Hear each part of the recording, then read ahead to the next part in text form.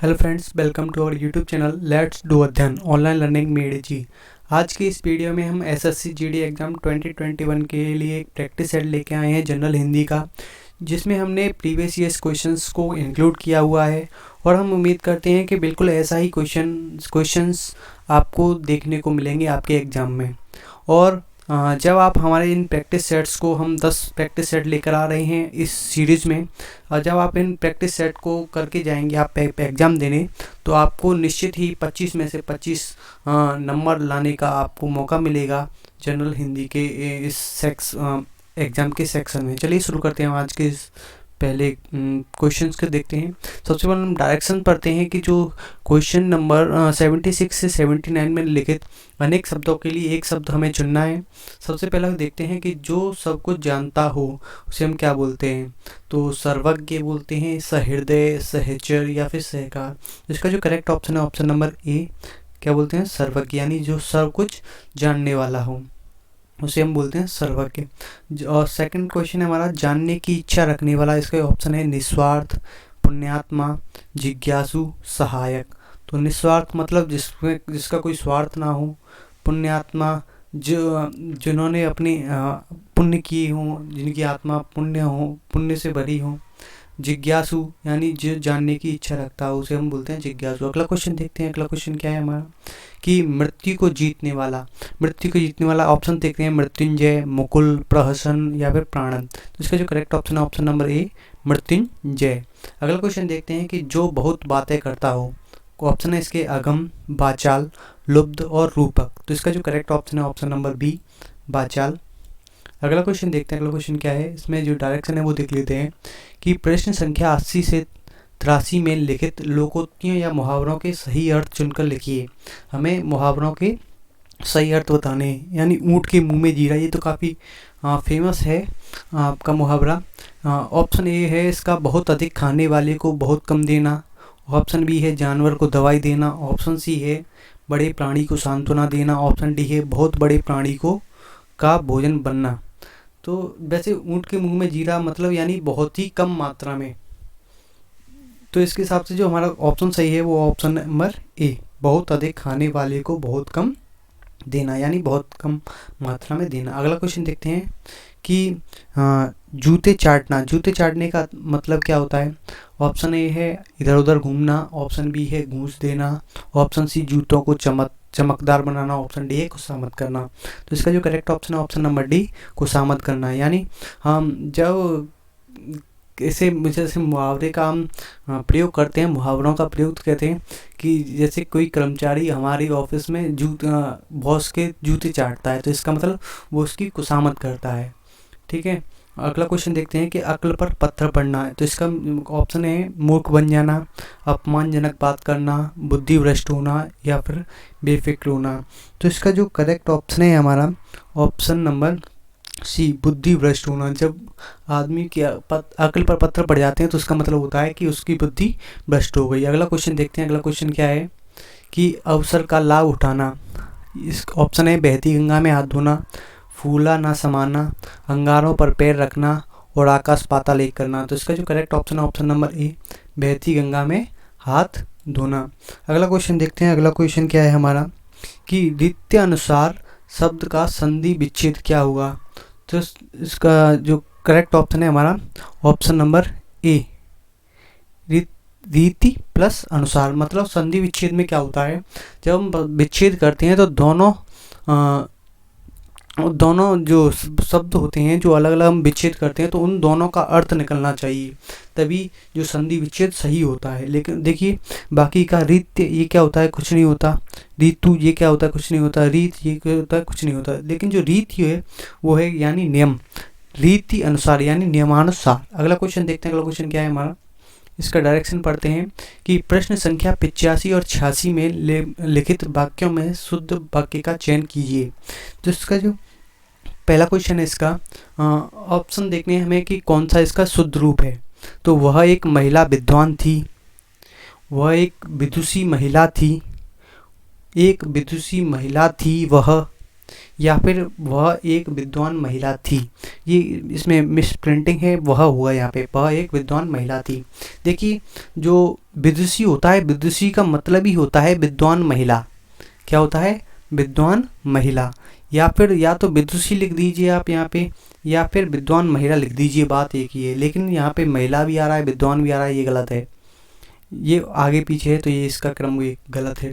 इसमें क्या है? विदुषी महिला, विदुषी का मतलब होता है विद्वान महिला, तो इसमें महिला द्वारा आ रहा है तो गलत है। ये क्या है? एक विदुषी महिला थी वह, ये तो बिल्कुल ही गलत है, अशुद्ध है वाक्य। चौथा है ये कि वह एक विद्वान महिला थी। इसका जो करेक्ट ऑप्शन है ऑप्शन नंबर डी है कि वह एक विद्वान महिला थी, या फिर एक कह सकते हैं आप वह एक विदुषी थी।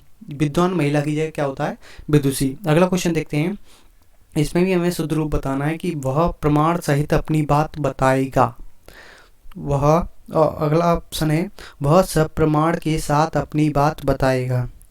अगला ऑप्शन है कि वह प्रमाण के सहित अपनी बात बताएगा। और ऑप्शन डी है हमारा वह सब प्रमाण सहित अपनी बात बताएगा। देखिए सब प्रमाण का मतलब क्या है? प्रमाण सहित, तो के साथ का कोई मतलब नहीं निकलता। प्रमाण के सहित ये भी अर्थ नहीं निकाल पा रहा सही ढंग से।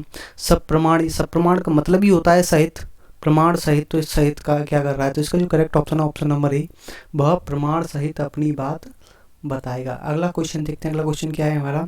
इसमें सबसे पहले डायरेक्शन पढ़ते हैं कि प्रश्न संख्या 87 और 88 में अनेकार्थी शब्द दिए गए हैं। एक अर्थ शब्द के साथ ही लिखा है, दूसरा अर्थ बताइए। तो पहला क्वेश्चन देखते हैं कि प्रमत्त और प्रमत्त का अर्थ होता है स्वेच्छाचारी। हमें दूसरा अर्थ बताना है इसका, ठीक है।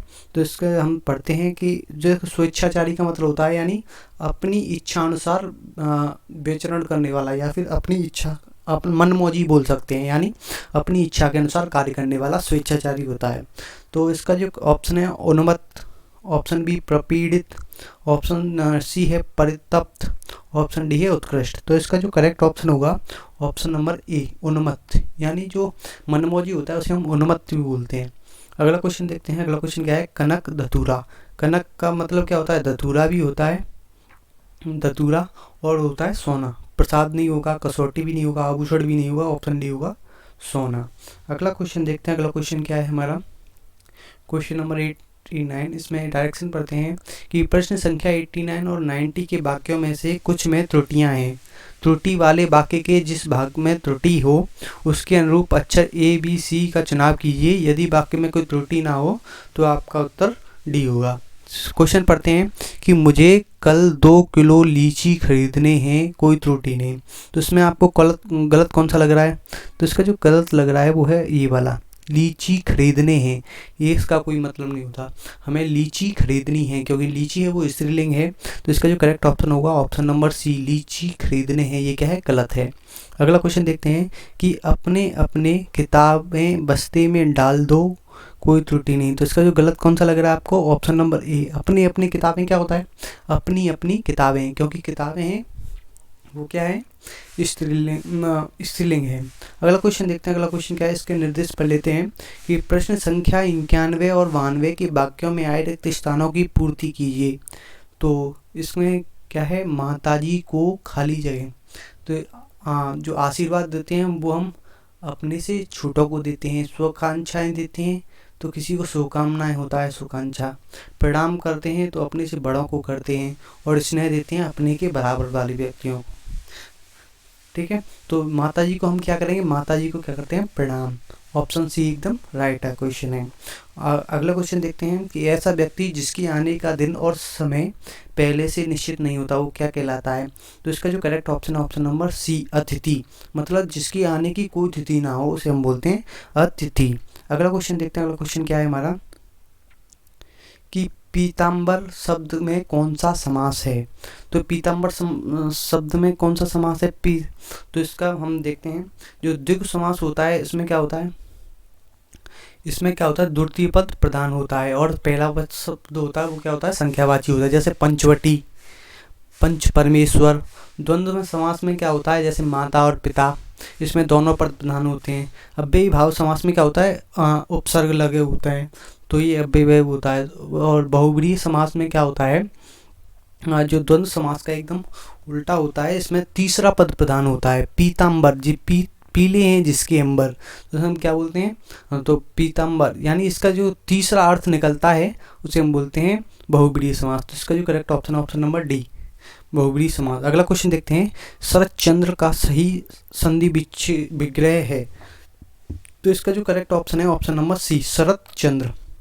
देखिए इसमें हमने ए इसलिए नहीं किया क्योंकि इसमें जो चा आ रहा है वो क्या है, आधा, क्या है, आधा। अगर इसमें पूरा होता तो ये ए वाला ऑप्शन करेक्ट होता, लेकिन इसमें चा आधा है तो इसलिए ये ता भी आधा है। ये व्यंजन संधि के आप जब व्यंजन संधि पढ़ेंगे तो आपको समझ में आ जाएगा। अगला क्वेश्चन देखते हैं। अगला क्वेश्चन क्या है कि आभूषण का पर्यायवाची नहीं है। आभूषण का पर्यायवाची जो नहीं है वो बताना है। अलंकार आभूषण का पर्यायवाची है, विभूषण भी आभूषण का पर्यायवाची है, भूषण भी है। और जो हार है, ये क्या है, ये क्या लिखा है, हार, ये क्या है, पर्यायवाची नहीं है, बल्कि जो एक तरह का आभूषण है, लेकिन ये हाँ पर्यायवाची नहीं है। हमारा जन्म सिद्ध अधिकार क्या है, तो इसका जो करेक्ट ऑप्शन है ऑप्शन क्या है, डी, स्वतंत्रता हमारा जन्म सिद्ध अधिकार। ये किसने कहा था, बाल गंगाधर तिलक जी ने। अगला क्वेश्चन देखते हैं। अगला क्वेश्चन क्या है हमारा कि जिसे पराजित ना किया जा सके उसे हम क्या बोलते हैं, उसे क्या बोलते हैं, ऑप्शन नंबर बी, अपराजय, जिसे पराजित नहीं किया जा सकता। अगला क्वेश्चन देखते हैं कि ग्रहों के नाम सदैव होते हैं स्त्रीलिंग, पुल्लिंग, नपुंसकलिंग या फिर इनमें से कोई नहीं। मैं आपको बता दूं जो ग्रहों के नाम होते हैं वो मैक्सिमम होते हैं पुल्लिंग, लेकिन जैसे कि मंगल, बुध, बृहस्पति, शुक्र, शनि, तो ये क्या है, सब पुल्लिंग है। लेकिन इसमें एक अपवाद है, वो क्या है, पृथ्वी। पृथ्वी क्या है, एक स्त्रीलिंग शब्द है, इसीलिए इसमें हम क्या सोच सकते हैं, इनमें से कोई नहीं। ठीक है, अगला क्वेश्चन देखते हैं। निम्नलिखित में से कौन सा शब्द कनक शब्द का अर्थ नहीं है। कनक का मतलब, कनक का शब्द अर्थ का नहीं है ये बताना है हमें। सोना कनक का है, सही है, धतूरा भी है और गेहूँ भी है, लेकिन जो कमल है वो कनक शब्द का पर्यायवाची नहीं है या फिर अर्थ नहीं है। अगला क्वेश्चन देखते हैं कि सच्चरित्रता शब्द में कौन सा उपसर्ग है। तो इसका जो करेक्ट ऑप्शन है ऑप्शन नंबर बी, क्या है, ऑप्शन नंबर बी। मैंने आपको पहले ही बताया था, जैसे कि इसमें क्या है, आधा चा, आधा चा है, तो जब व्यंजन संधि है इसमें तो आधा ता आएगा। अगर आधा जो ता क्या होता है वो चा में बदल जाता है। जब हम संधि करते हैं तो ता क्या होता है, वो चा में बदल जाता है। लेकिन सब संधि विग्रह करते हैं तो जो ज़्यादा चा है तो आधा ता होगा, अगर पूरा चा होता तो पूरा ता होता। जैसे मैंने आपको अभी बताया था, आपको इस क्वेश्चन में कहाँ गया, जैसे ये शरत चंद्र, बिल्कुल ऐसी ही कंडीशन इस बार